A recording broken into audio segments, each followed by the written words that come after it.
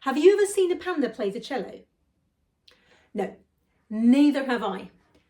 However, that doesn't mean that there isn't quite a lot we can learn from them, because even though they may not be the most dexterous of animals, there is one thing that they're exceedingly good at, and that is simply throwing their weight around.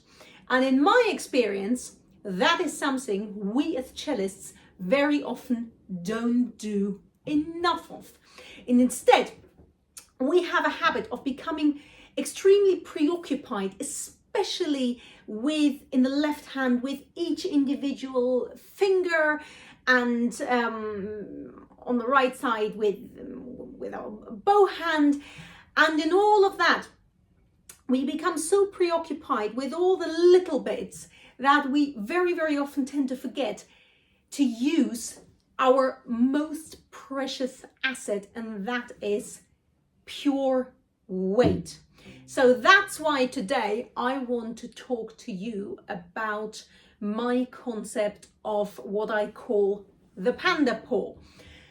And the panda paw is really, for me, just a mental shortcut. And it's very important to have those.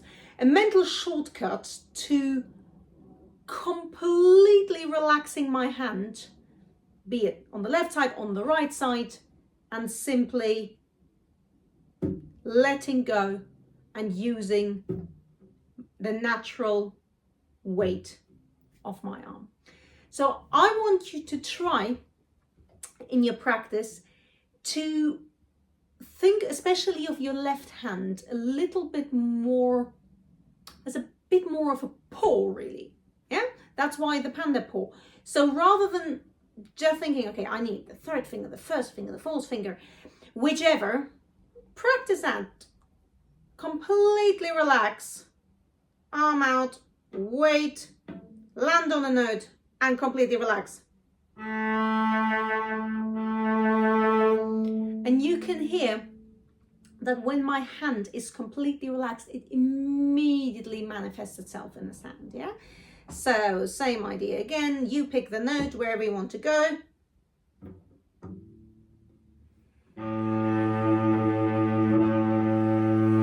Just completely dead weight. You see, my hand is really what I call empty before I approach the cello.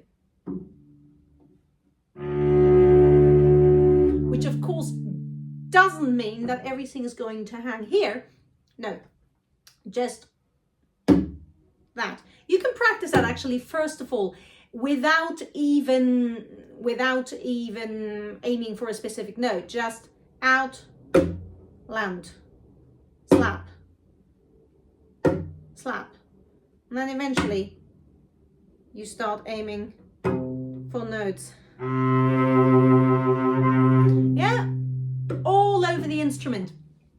And really that notion of you don't have, when you approach a cello, you don't have any anticipation in your fingers. You are not already tensing that second finger because that's what you're now going to be playing with. No, completely empty.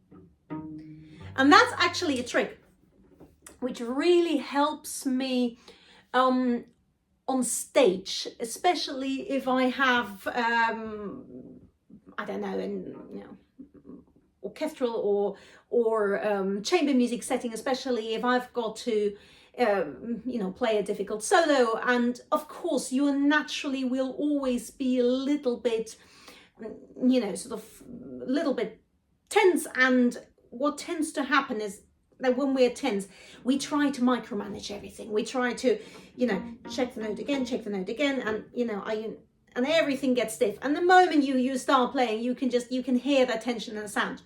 So panda paw is sort of my mental shortcut to, it's like, okay, no, it just let go. Yeah.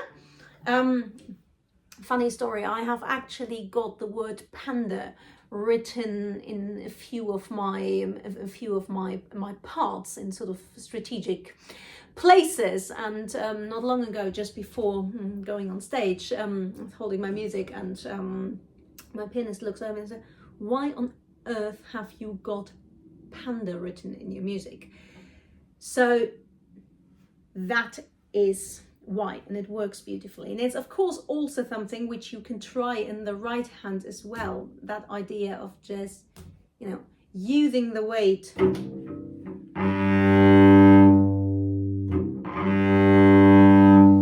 Yeah, so don't think about individual fingers, just, you know, use the big muscles and throw your weight around. So that's just, I guess today, more of an idea, more of a concept rather than a specific exercise, but nonetheless something which I wanted to share with you because I find it really, really helpful.